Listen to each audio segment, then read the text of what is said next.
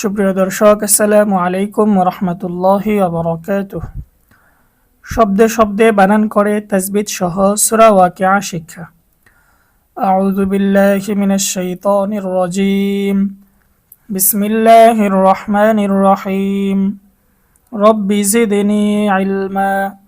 রব্বি জিদনি ইলমা। রব্বি জিদনি ইলমা।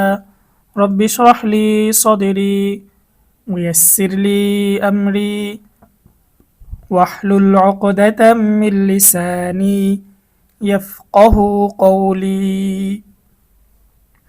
দর্শক, আমরা গত ক্লাসে সূরা ওয়াকিয়ার ৮০ নং আয়াত শেষ করেছি। এই ক্লাসে আমরা এরপর থেকে শিখব ইনশাআল্লাহ। আউযু বিল্লাহি মিনাশ শাইতানির রাজীম। বিসমিল্লাহির রহমানির রহিম। হামজা জবর আ, ফা জবর ফা, আফা বাজের বি, আফা বি, হা খারা জবর হা, আফা বি হা। হা এর মধ্যে আমরা এক আলিফ টানবো, বাকি আফা বি এখানে কোনো টান হবে না। এখানে কেন টান হবে না এবং এখানে কেন টান হবে এটা বোঝার জন্য আমরা আমাদের 10 সূত্রে কোরআন শিক্ষা বইটি নিব। এই বইটি নিয়ে প্রথমেই আমরা 1 নং পৃষ্ঠায় চলে যাব।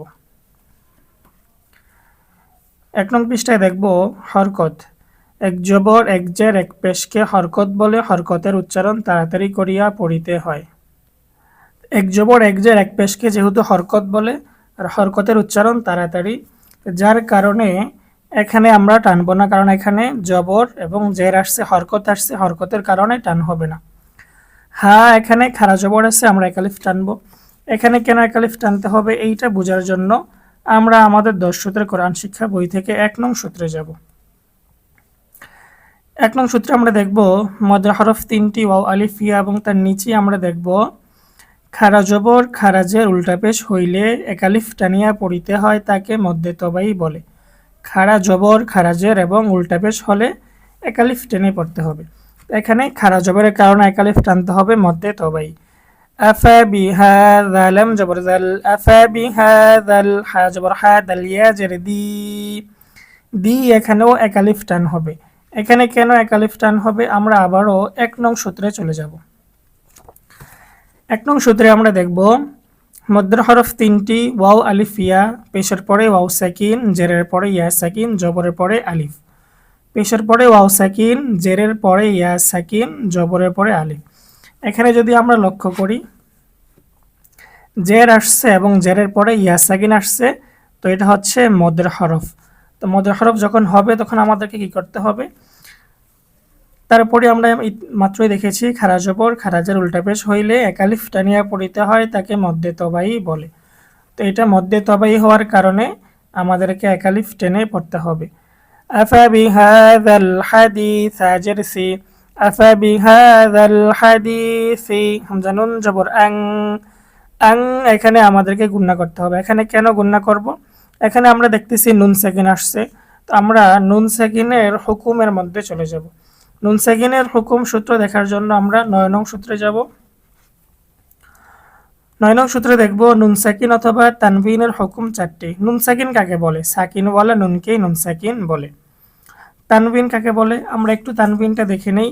আমরা যদি 2 নং পৃষ্ঠায় যাই, সেখানেই দেখব 2 জবর 2 জের 2 পেশকে তানভিন বলে। তানভিনের উচ্চারণ নুন সাকিনের মতো পড়িতে হয়। 2 জবর 2 জের এবং 2 পেশকে তানভিন বলে। নুন সাকিন ও তানভিনের হুকুম 4টি, যার মধ্যে একটি হচ্ছে ইকফা। ইকফা অর্থ অস্পষ্ট পড়া। ইকফার হরফ 15টি। তা, থা, জিম, দাল, জাল, ঝা, সিন, শিন, সদ, দদ, ত, জ, ফা, কফ, কাফ। আমরা একটু ইকফার সূত্রটা দেখি। ইকফা নুন সাকিন ও তানভিনের পর ইকফার 15 হরফের কোনো একটি হরফ আসিলে তখন ওই নুন সাকিন বা তানভিনকে গুন্নাহর সহিত অস্পষ্ট করিয়া পড়িতে হয়। তো নুন সাকিন বা তানভিনের পরে যদি ইকফার হরফ আসে, তাহলে ওই নুন সাকিন বা তানভিনকে গুন্নাহর সহিত অস্পষ্ট করিয়া পড়িতে হয়। গুন্নাহর সহিত অস্পষ্ট কেন? অস্পষ্ট হচ্ছে ইকফার গুন্নাটা নাকের থেকে আসে, এজন্য এটাকে অস্পষ্ট বলা হয়। এখানে নুন সাকিনের পরে ইকফার হরফ তা এসেছে, এজন্য আমরা গুন্না করে পড়ব। আং আং তামিম পেশ তুম, আং তুম। তুম এখানে মিম সাকিনের পরে মিম আসছে, আমরা মিম সাকিনের হুকুমে যাব। এটার জন্য আমরা 10 নং সূত্র বের করব। 10 নং সূত্রে আমরা দেখব মিম সাকিনের হুকুম 3টি, ইজহার, ইদগাম, ইকফা। 3 সূত্রের মধ্যে একটি হচ্ছে ইদগাম। ইদগাম অর্থ মিলিয়ে পড়া মিম সাকিনের, ইদগামের হরফ একটি মিম।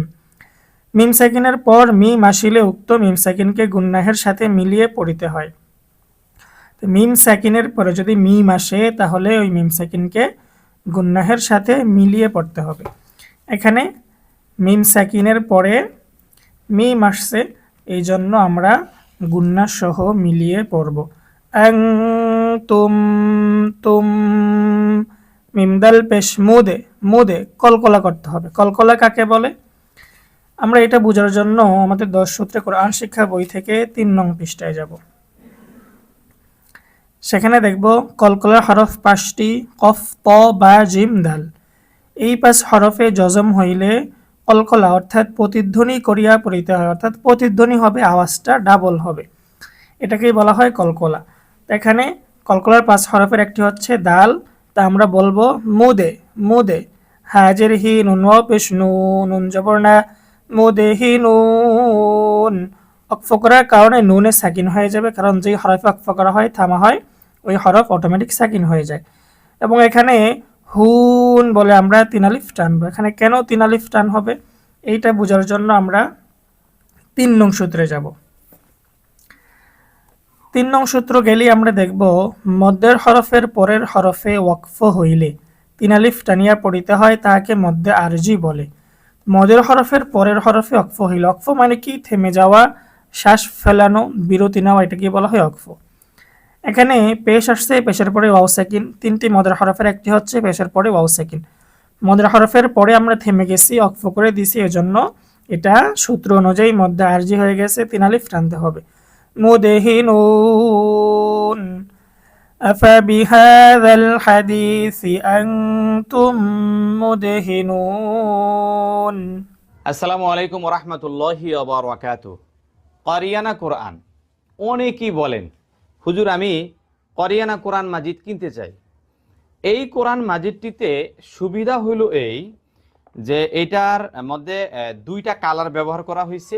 এই কালারগুলো ব্যবহার করার কারণে হরফগুলো মাশাআল্লাহ একেবারে স্পষ্ট হয়েছে। আর এটি একটি বড় ফন্টের কোরআন, বয়স্কদের জন্য একদম পারফেক্ট একটি কিতাব কোরআন।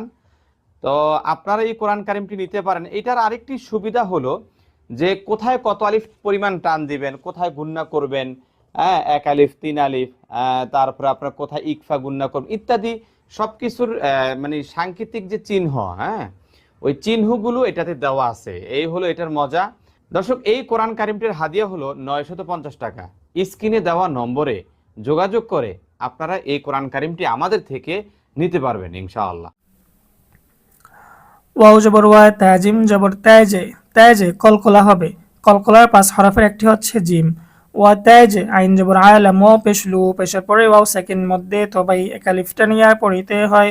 নুন জবর না, ওয়া তাজে আলুনা। র জাজের রিজ, কফ জবর ক, রিজ ক, কাফ মিম পেশ কুম, রিজ ক কুম। এখানে মিম সাকিন আসছে, আমরা মিম সাকিনের হুকুমটা আরো একবার দেখব। মিম সাকিনের পরে এখানে হামজা। মিম সাকিনের 3টি হুকুম রয়েছে। 3টি হুকুমের একটি হচ্ছে ইজহার। ইজহার অর্থ স্পষ্ট করিয়া পড়া, বা ও মিম ছাড়া বাকি সবগুলো ইজহারের হরফ। তাহলে মিম সাকিনের পরে যদি বা ও মিম ছাড়া যে কোনো হরফ আসে তাহলে ইজহার হবে। মিম সাকিনের পর বা ও মিম ছাড়া অন্য যে কোনো হরফ আসলে উক্ত মিম সাকিনকে স্পষ্ট করিয়া পড়িতে হয়। মিম সাকিনের পরে বা ও মিম ছাড়া যে কোনো হরফ আসলেই মিম সাকিনের ইজহার স্পষ্ট করে পড়তে হবে। এখানে মিম সাকিনের পরে হামজা আসছে, গুন্না হবে না, স্পষ্ট করে পড়তে হবে। রিজকাকুম, হামজা নুন জবর আন, আন বলে এখানে আমাদের গুন্না করতে হবে। এখানে কেন গুন্না হবে এইটা বোঝার জন্য আমরা আবারও 3 নং পৃষ্ঠায় চলে যাব। 3 নং পৃষ্ঠায় গেলে সেখানে আমরা দেখব ওয়াজিব গুন্না। হরকতের বামে নুনে বা মিমে তাসদিদ হইলে ওয়াজিব গুন্নাহ করিয়া পড়িতে হয়। হরকত আমরা দেখেছি 1 জবর 1 জা 1 পেশকে হরকত বলে।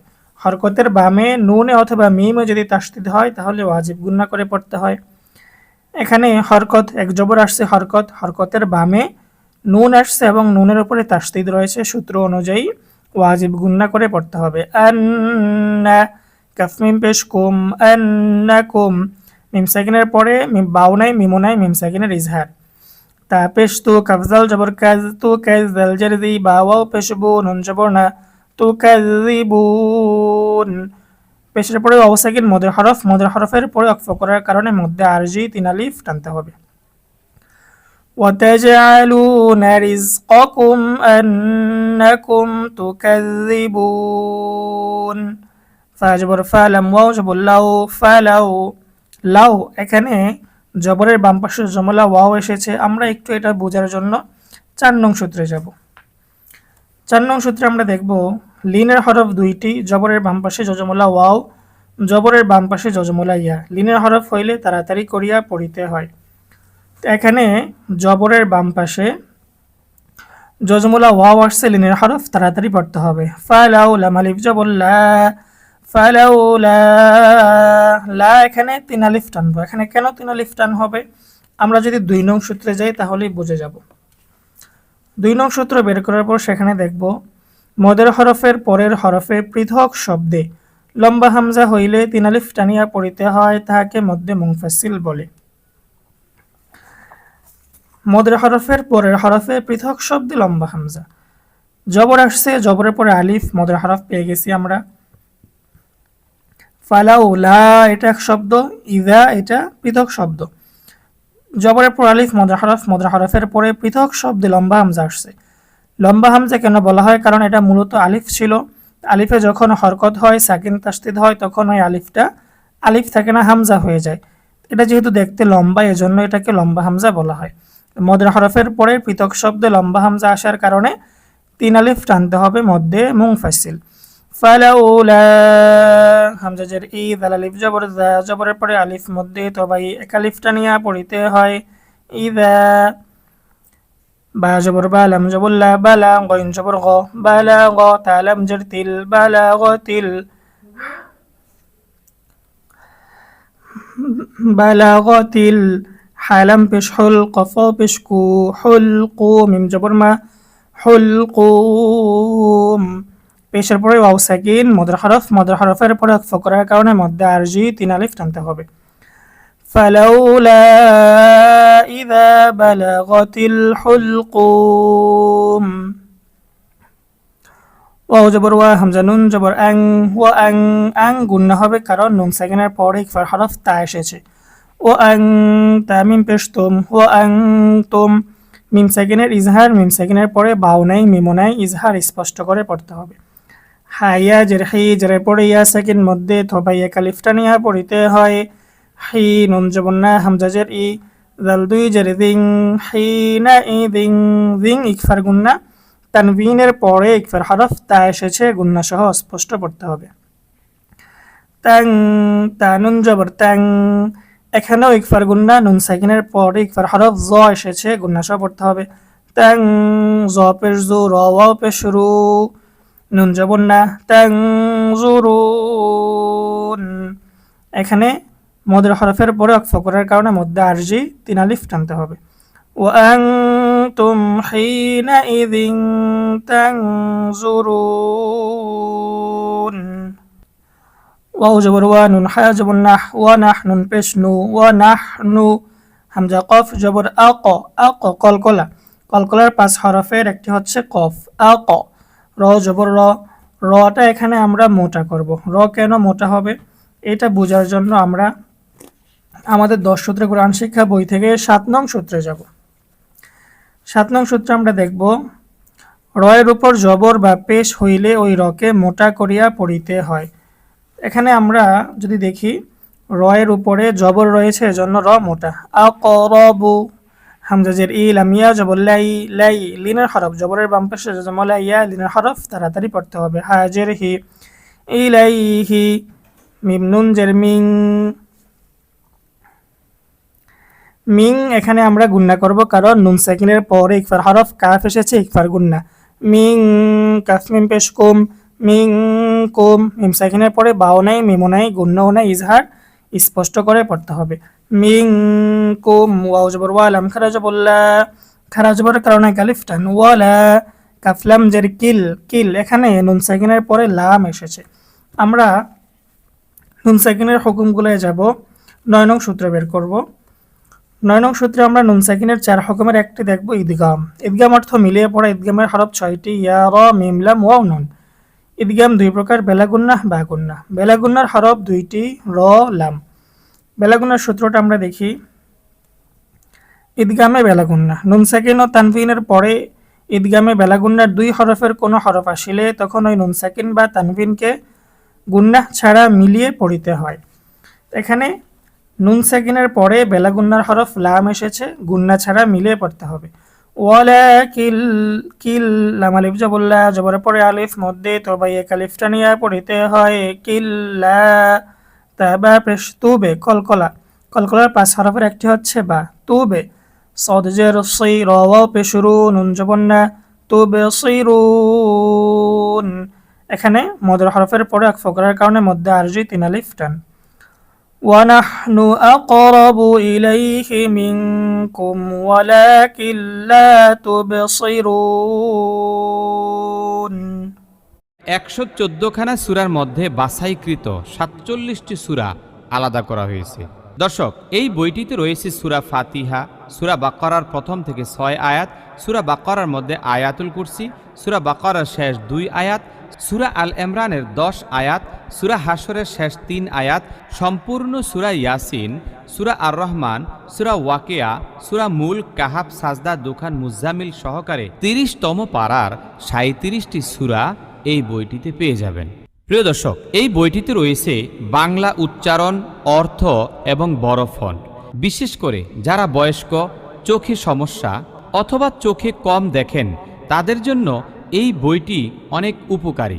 তাছাড়া এই বইটি ছোট হওয়ায় বিভিন্ন জায়গায় ক্যারি করতেও সুবিধা হবে ইনশাআল্লাহ। দর্শক, শুধু তাই নয়, এই বইটিতে 4 কালার দিয়ে তাসবিদের বিভিন্ন গুরুত্বপূর্ণ জায়গাগুলো মার্ক করা হয়েছে। কোথায় ইকফা হবে, কোথায় কলকলা হবে, কোথায় গুন্না হবে, এই বিষয়গুলো বিভিন্ন কালারের মাধ্যমে চিহ্নিত করা হয়েছে। দর্শক, আপনারা যদি এই বইটি ক্রয় করতে চান, স্ক্রিনে দেওয়া নম্বরের হোয়াটসঅ্যাপে আপনার নাম, আপনার ফোন নম্বর এবং আপনার ঠিকানা লিখে পাঠিয়ে দিবেন। ফা জবর ফা, লাম ওয়াও জবর লাও, ফালাও, জবরের বাম পাশে জজমুল্লাহ ওয়াও লিনের হরফ, তাড়াতাড়ি পড়তে হবে। ফালাউ, লাম আলিফ জবর লা, ফালাউলা, লা, এখানে জবরের পরে আলিফ মদের হরফ, মদের হরফের পরে পৃথক শব্দ লম্বা হামজা আসার কারণে মধ্যে মুনফাসিল 3 আলিফ টেনে পড়তে হবে, আমরা 2 নং সূত্রে দেখেছি। ফালাউলা, জানুন জের ইং, এখানে আমরা গুন্না করব কারণ নুন সাকিনের পরে ইকফার হরফ কাফ এসেছে, গুন্না করে পড়তে হবে। ইং, কাফ নুন পেশ কুং, এখানে ইকফার গুন্না, নুন সাকিনের পরে ইকফার হরফ তা এসেছে। তামিম পেশ তুম, ইং কুং তুম, মিম সাকিনের ইজহার, মিম সাকিনের পরে বাও নাই, মিমও নাই, স্পষ্ট করে পড়তে হবে। গয়নিয়া জবর গয়, গয় লিনের হরফ, জবরের বাম পাশে জজমলা ইয়ে আসছে, তাড়াতাড়ি করে পড়তে হবে। র জবর র, গয় র, এখানে আমরা রটাকে মোটা করব। এখানে র কেন মোটা হবে আমরা আগেও দেখেছি। আমরা যদি 7 নং সূত্র বের করি, 7 নং সূত্র বের করলে সেখানে আমরা পেয়ে যাব রয়ের উপর জবর বা পেশ হইলে ওই রকে মোটা করিয়া পড়িতে হয়। তো এখানে রয়ের উপরে যেহেতু জবর আসছে এজন্য আমরা র মোটা করব। গই র, মিম জবর মা, দালিয়া জেরদি, জেরার পরে ইয়া সেকেন্ড মধ্যে তো ভাই এক আলিফটা নিয়ে পড়িতে হয়। মাদি, নুনিয়া জেন্নি, নুন জবর না, মাদিনিন, মদের হরফের পরে অক্ফ করার কারণে মধ্যে আরজি 3 আলিফ টেনে পড়তে হবে। ফালাউলা ইন কুনতুম গায়রা মাদিনিন, তারা জবর তার, তার, এখানেও আমরা রয়ের উচ্চারণটা মোটা করব। এখানে কেন মোটা হবে আমরা যদি আবারও 7 নং সূত্রে যাই, সেখানে দেখব র সাকিন ডাইনে জবর বা পেশ হইলে রকে মোটা করিয়া পড়িতে হয়। র সাকিন তার ডানে যদি জবর বা পেশ থাকে র মোটা, র সাকিন তার ডানে জবর, এজন্য র মোটা। তাও জিম জের জি আইন পেশ ও পেশের পরে ওয়াও সাকিন মধ্যে তবাই একালিফ টানিয়া পড়িতে হয়। তাও রুজি ও নুন জবর না হারিফ জবর হা, তাও রুজি ও না হা মধ্যে মুনফাসিল, মদের হরফের পরে পৃথক শব্দ লম্বা হামজা, তিন আলিফ টেনে পড়তে হবে। হামজা নুন জের ইং, ইং ইকফার গুন্না, নুন সাকিনের পরে ইকফার হরফ কাফ এসেছে। কাফ নুন পেশ কুং, এটাও ইকফার গুন্না, এখানে নুন সাকিনের পরে ইকফার হরফ তা এসেছে। ইং কুং, তামিম পেশ তুম, মিম সাকিনের ইজহার, মিম সাকিনের পরে বাও নেই মিমও নেই, স্পষ্ট করে পড়তে হবে। সদ খারাও জবর স, খারাও জবর খারাজের উল্টা পেশ হইলে একালিফ টানিয়া পড়িতে হয়। দাল জের দি কফিয়া জের কি, নুন জবর না সাদিকিন, মদের হরফের পরে জেরের পরে ইয়া সাকিন মদের হরফ, তারপরে আমরা অক্ফ করে দিছি, মধ্যে আরজি তিন আলিফ টেনে পড়তে হবে। তারজিউনাহা ইন কুনতুম সাদিকিন। ফা জবর ফা, হামজা মিম জবর আম, ফা আম, আম এখানে আমরা গুণনা করব। এখানে কেন গুণনা করতে হবে? আমরা আমাদের 10 সূত্রে কোরআন শিক্ষা বইটা নিয়ে যদি 3 নং পৃষ্ঠায় যাই, সেখানে দেখব হরকতের বামে নুনে বা মিমে তাসদিদ হইলে ওয়াজিব গুন্নাহ করিয়া পড়িতে হয়। হরকত আমরা প্রথমেই দেখেছি যে এক জবর এক জের এক পেশকে হরকত বলে। এখন আমরা জানলাম হরকতের বামে নুনে অথবা মিমে তাসদিদ হইলে ওয়াজিব গুন্নাহ করিয়া পড়িতে হয়। এখানে যদি আমরা দেখি এক জবর আসছে হরকত, হরকতের বামে মিমের মধ্যে তাসদিদ হয়েছে, ওয়াজিব গুন্নাহ করে পড়তে হবে। ফাআম, মিম আলিফ জবর মা, মধ্যে মুনফাসিল, মদের হরফের পরে পৃথক শব্দে লম্বা হামজা। ফাআম্মা, হামজা নুন জের ইং, নুন সাকিনের পরে ইকফার হরফ কাফ এসেছে, গুন্নাহ করে পড়তে হবে।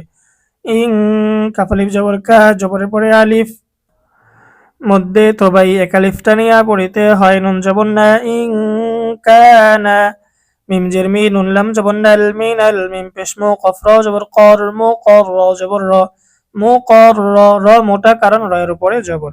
বাইয়া জের বি, নুন জবর না, মু কর রবিন, মদের হরফের পরে অক্ফ করার কারণে মধ্যে আরজি তিন আলিফ টানতে হবে।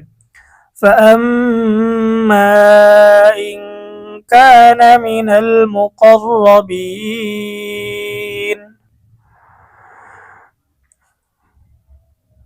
ফা জবর ফা, র ওয়াও জবর রাও, ফা রাও জবরের বাম পাশে জজমলা ওয়াও লিনের হরফ। ফা রাও হা ওয়াও দুই পেশ হু, ফা রাও হু। ঈদগামে বা গুন্নাত, তানভিনের পরে ঈদগামে বা গুন্নার হরফ ওয়াও এসেছে, গুন্না সহ মিলিয়ে পড়তে হবে। ফারাউহু, ওয়াও জবর ওয়া, র ইয়া জবর রাই, ওয়া রাই, হা আলিফ জবর হা, ওয়া রাই হা, ওয়াও দুই পেশ নু, ওয়া রাই হা নু, নু এটাও ঈদগামে বা গুন্না। আমরা যদি আমাদের 10 সূত্রে কোরআন শিক্ষা বই থেকে 9 নং সূত্রে যাই, নুন সাকিন ও তানবিনের হুকুম, সেখানে দেখবে একটি হচ্ছে ঈদগাম। ঈদগাম অর্থ মিলিয়ে পড়া। ঈদগামের হরফ 6টি, ইয়া র মিম লাম ওয়াও নুন। ঈদগাম দুই প্রকার, বেলা গুন্না বা গুন্না। বা গুন্নার হরফ 4টি, ইয়া মিম ওয়াও নুন। আমরা বা গুন্নার সূত্রটা একটু দেখি। ঈদগামে বা গুন্না, নুন সাকিন ও তানভিনের পরে ঈদগামে বা গুন্নার 4 হরফের কোনো একটি হরফ আসিলে তখন এই নুন সাকিন বা তানভিনকে গুন্নাহর সহিত মিলিয়ে পড়িতে হয়। এখানে তানভিনের পরে বা গুন্নার হরফ ওয়াও এসেছে, এজন্য আমাদেরকে গুন্না সহ মিলিয়ে পড়তে হবে।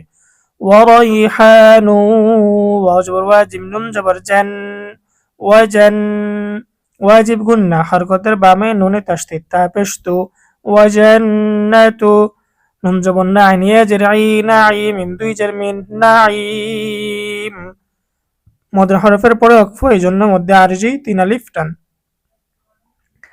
فروح وريحان وجنة نعيم، ওয়াও জবর ওয়া, হামজা মিম জবর আম, ওয়া আম, ওয়াজিব গুন্না, হরকতের বামে মিমে তাসদীদ, মিম আলিফ জবর মা, ওয়া আম মা, মধ্যে মুনফাসিল, মদের হরফের পরে পৃথক শব্দে লম্বা হামজা। হামজা নুন জের ইং, নুন সেকিনের পরে ইকফার হরফ কাফ এসেছে, গুণনা করে পড়তে হবে। ইং, কাফ আলিফ জবর কা, নুন জবর না, জবরের পরে আলিফ মধ্যে তবাই এক আলিফটা নিয়ে পড়িতে হয়। ইং কানা, মিম নুন জের মিন, হামজা সদ জবর অস, মিন অস, নুন সেকিন, নুন সেকিনের পরে হামজা এসেছে।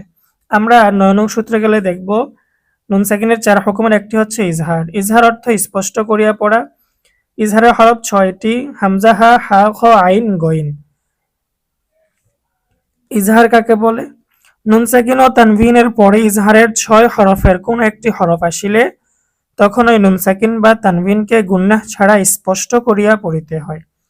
এখানে নুন সাকিনের পরে ইজহারের হরফ হামজা এসেছে, আমাদেরকে গুন্না ছাড়া স্পষ্ট করে পড়তে হবে। মিন, হামজা সদ জবর আউস, হা খারা জবর হা, খারা জবরের কারণে এক আলিফ টান। বা আলম জের বিল, মিন আসহাবিল, ইয়া জবর ইয়া, মিম ইয়া জের মি, ইয়া মি, নুন জের নি, ইয়ামিন মধ্যে আরজি।